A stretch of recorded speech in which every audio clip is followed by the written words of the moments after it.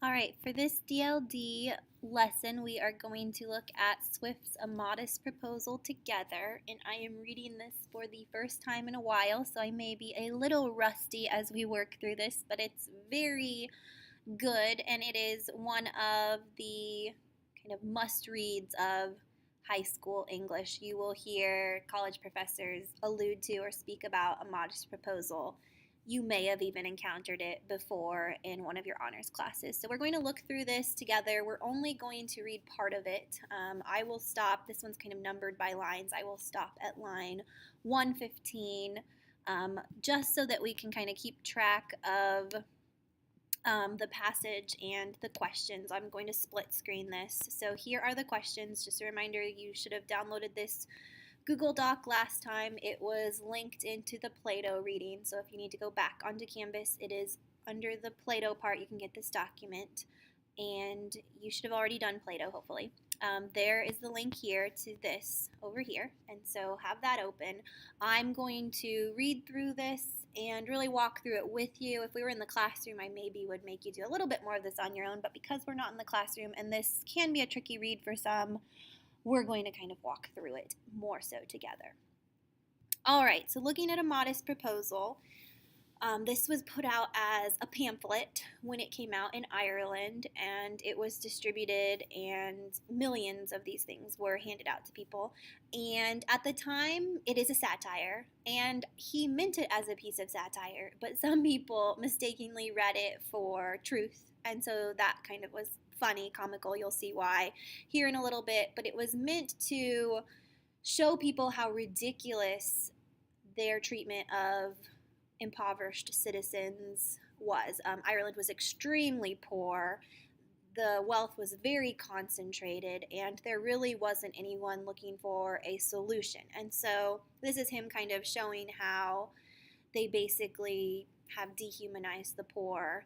And if you're going to do that, then you may as well go one step further. So we'll see his one step further as we read through this. So it is an older text. You can see it's a moldy oldie. It's 1729. So some of the language can be a little bit difficult for students, and I think sometimes that makes it hard to catch on to the satirical side of it, but it's such an outrageous idea that it's hard to see it as anything else. So we're just going to jump in, and I will bounce back and forth between the questions as we go through this. If this is super annoying to you, then feel free to read it all by yourself and answer the questions by yourself. That's the main part of the DLD. You will have quiz questions next block over A Modest Proposal. So this is just me making sure we have covered the bases. If you still have questions after watching this video and going through it together, then please message me or talk to me about your questions. All right, so it's called A Modest Proposal. Even the title, modest, it's like this is just a little idea, or, just a small thing. He isn't presenting it as being a big idea. It's just, here's a little thing that I was thinking about. What do you think? For preventing the children of the poor people in Ireland from being a burden on their parents or country, and for making them beneficial to the public. So when you read that, if again you know that it's a satire or not a satire, either way, you're like, okay, you've got me hooked. I'm going to keep reading. So he's kind of got his audience intrigued because this is an issue right now in Ireland. What do we do with the poor kids that are lining our streets? It is a melancholy object to those who walk through this great town or travel in the country when they see the streets, the roads, and cabin doors crowded with the beggars of the female sex, followed by 3, 4, or 6 children, all in rags and importuning every passenger for an alms. So there's just beggars, he's saying, everywhere. These mothers, instead of being able to work for their honest livelihood, are forced to employ all their time in strolling to beg sustenance for their helpless infants who, as they grow up, either turn thieves for want of work or leave their dear native country to fight for the pretender in Spain who would be a Catholic king. So he's talking to a Protestant Ireland, not to a Catholic Ireland. Ireland is a divided country. Or sell themselves to the Barbados. So they're either going to grow up and turn into thieves, they are going to go fight for a Catholic king, or they're going to become slaves. So these are children who he's saying have not such a bright future. So the persona that he's taking on would be probably one of those wealthy Protestant personas. That is not who Swift was, but he is taking on that persona in this satire. I think it is agreed by all parties that this prodigious number of children in the arms or on the backs or at the heels of their mothers, and frequently of their fathers, is in the present deplorable state of the kingdom a very great additional grievance, and therefore whoever could find a fair, cheap, and easy method of making these children sound and useful members of the commonwealth would deserve so well of the public as to have his statue set up for a preserver of the nation. So he's saying basically, like, if anyone can come up with a solution to this, then he obviously would be a hero.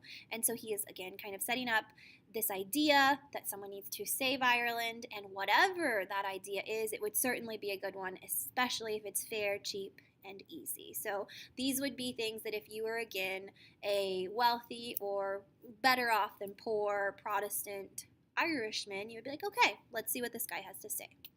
But my intention is very far from being confined to provide only for the children of professed beggars. It is of a much greater extent, and shall take in the whole number of infants at a certain age, who are born of parents in effect as little able to support them as those who demand our charity in the streets. So he says, so I'm not only going to help these kids, but I'm going to find a system that's going to help their parents as well. Because their parents need help, these kids need help. I've got a solution that helps both parties. As to my own part, having turned my thoughts for many years upon this important subject, and maturely weighed the several schemes of our projectors, I have always found them grossly mistaken in their computation. And one of these questions kind of asks you about, how he thinks about quantification and numbers and dehumanization. This paragraph really goes into that. It is true, a child just dropped from its dam. So again, he's kind of dehumanizing them like children are livestock, like just dropped from its dam. If you see this down here, that's generally how you would talk about like cattle or horses giving birth. May be supported by her milk for a solar year with little other nourishment. So he's saying, a baby isn't that big of a burden because they're going to be breastfed. At most, not above the value of 2 shillings. So they would be pretty affordable, these babies, for their first year, which the mother may certainly get, or the value in scraps, by her lawful occupation of begging. So she can beg enough to feed a baby for a year. And it is exactly at 1 year old that I propose to provide for them in such a manner as, instead of being a charge upon their parents or the parish, or wanting food and raiment for the rest of their lives, they shall, on the contrary, contribute to the feeding and partly to the clothing of many thousands. So again, it kind of starts to sound strange, like this baby, somehow this 1 year old baby is somehow going to help solve this problem and contribute to the feeding and clothing of all of these people. So again, start to get an eerie feeling. There is likewise another great advantage in my scheme, and that it will prevent those voluntary abortions and that horrid practice of women murdering their bastard children, alas, too frequent among us, sacrificing the poor innocent babes, I doubt, more to avoid this expense than the shame, which would move tears and pity in the most savage and inhuman breast. So he's bringing up there that, like, these babies, if they are born, then they're eventually going to be a burden on their parents. There is a practice, because you can't raise or feed another mouth, that you're going to abort your child or you are going to kill your children. Again, infanticide was not a big thing. He's kind of just bringing it up to hyperbolize or dramatize his argument so that you kind of paint these poor people in like a tragic, lesser than picture, that these are not only people who can't support themselves and their children, they are also people who turn to murdering or aborting their children. So he's painting the picture of these poor people as being kind of, dispensable because they are despicable, or they are already searching for solutions and already killing their own babies. And again, that's a hyperbole. They are not truly at a high number or high rate doing those things. All part of the satire. The number of souls in this kingdom being usually reckoned 1.5 million, and again, here's where he gets very numeric, kind of going over quantification. He's just talking about them in figures. Of these, I calculate there are about 200,000 couple whose wives are breeders, so again, referring to them as more like an animal, from which number I subtract 30,000 couple who are able to maintain their own children. So he says in this 200,000, like 30,000 can probably take care of their kids, although I apprehend there cannot be so many under the present distress of the kingdom. So he says, that even seems like a lot, but okay, let's keep going. So again, that's like a sixth of the population can control, or no, it'd be lower than that. It'd be like it's a crazy figure. I'm not going to try to do mental math right now. I'm just going to keep going. But this being granted, there will remain 170,000 breeders. I again subtract 50,000 for those women who miscarry or whose children die by accident or disease within a year. So he's again kind of subtract. There will remain 120,000 children of poor parents born annually. So every year he's guessing he's going to have about 120,000 mouths to feed. The question, therefore, is how this number shall be reared and provided for, which, as I have already said, under this present situation of affairs, is utterly impossible by all the methods hitherto proposed. For we can neither employ them in handicraft or agriculture. They're too little, they can't do a job. We neither build houses, I mean in the country, nor cultivate land. We don't have the space in the city to build things for them. They can very seldom pick up livelihood by stealing till they arrive at 6 years old. They're not even good thieves. They can't even beg for stuff until they're at least kindergarten age. So again, they're kind of a waste of space until they're at least 6, except where they are of towardly parts. So if they come, it says like down here, torridly parts, except where they're like in really thieving parts of Ireland. Again, he's kind of being satirical there.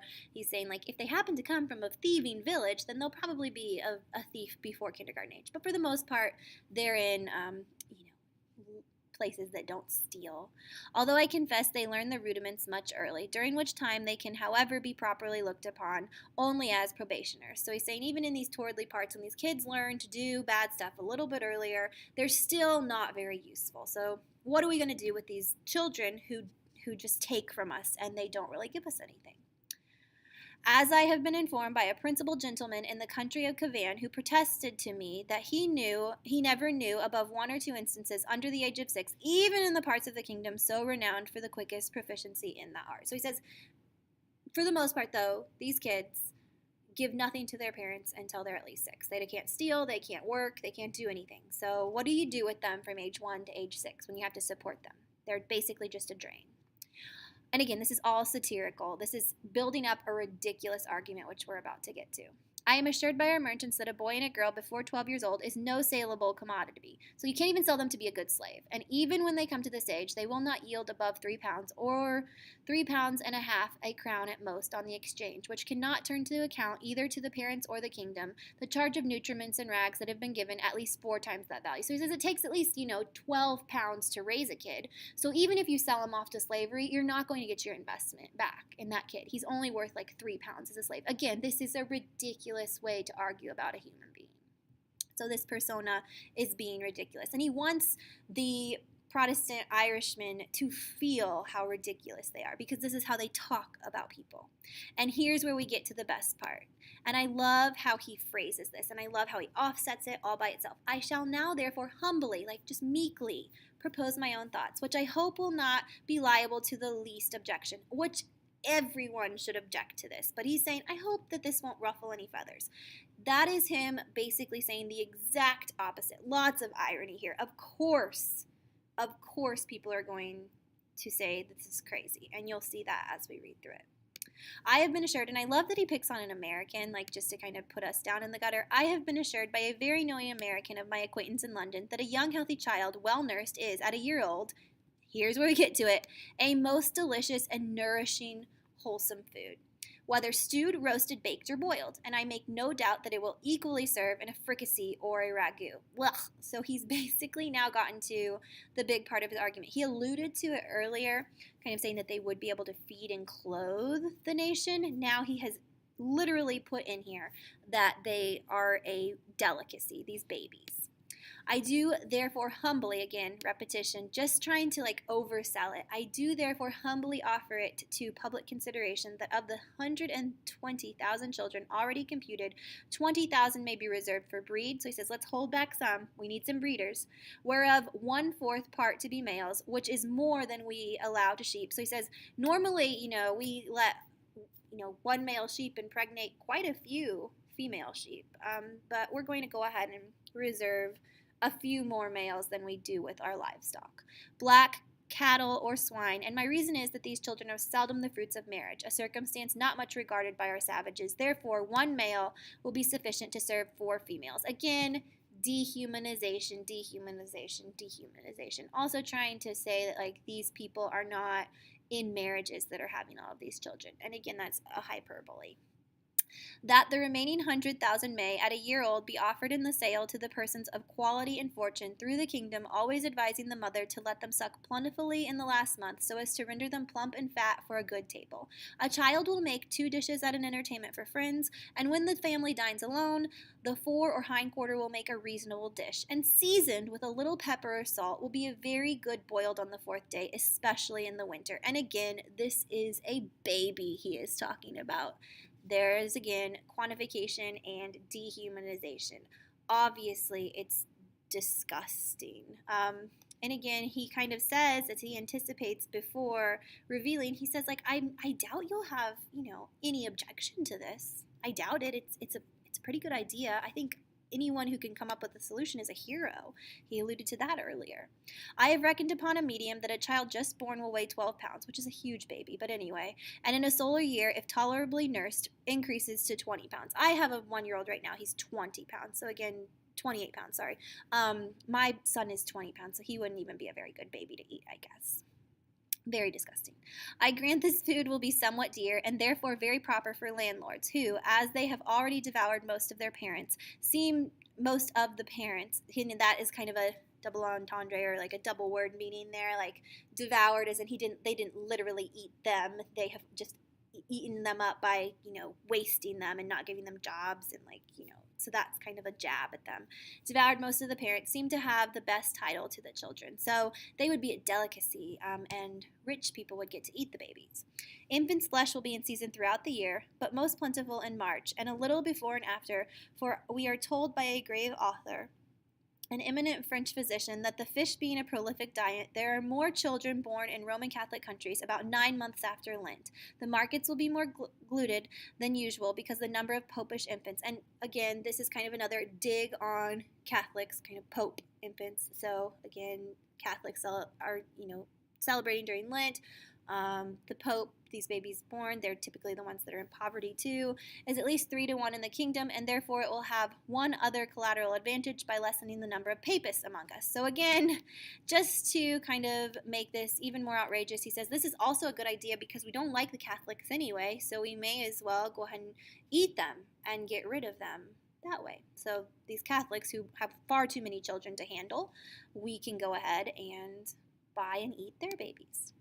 I have already computed the charge of nursing a beggar's child, in which list I reckon all cottagers, laborers, and 4/5 of the farmers to be about 2 shillings per annum, rags included, and I believe no gentleman would repine to pay 10 shillings for the carcass of a good fat child. And again, carcass is just such a dehumanizing, terrible word to use when thinking about a baby, which, as I have said, will make 4 dishes of excellent nutritive meat, when he hath only some particular friend or his own family to dine with him. Thus the squire will learn to be a good landlord and grow popular among his tenants. The mother will have 8 shillings neat profit and will be fit for work till she produces another child. So he says everybody comes out winning. The baby's not going to, be a burden. The landlord's going to get this lovely meal, or he's going to be able to sell the baby for a price. The mother's going to walk away with some money, and again, not the burden of raising the child. Win, win, win for everyone.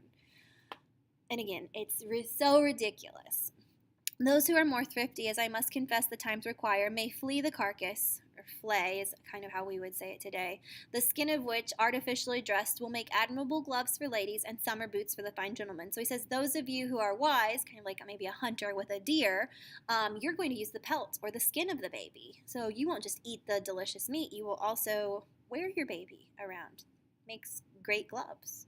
As to our city of Dublin, shambles may be appointed for this purpose in the most convenient parts of it, and butchers, we may be assured, will not be wanting. So he says even the butchers and like the landlords and everybody's going to come out making money, although I rather recommend buying the children alive and dressing them hot from the knife.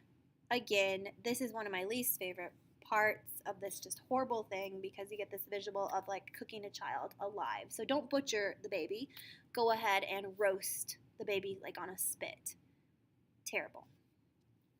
a very worthy person, a true lover of his country, and whose virtues I highly esteem, was lately pleased in discoursing on this matter to offer a refinement upon my scheme. He said that many gentlemen of this kingdom, having of late destroyed their deer, he conceived that the want of venison might be well supplied by the bodies of young lads and maidens. So he says, maybe since we're going to go ahead and eat babies, we have some extras lying around, and when we're in hunting season, we don't have enough to hunt. So could we go ahead and release some of these teenagers, maybe to hunt?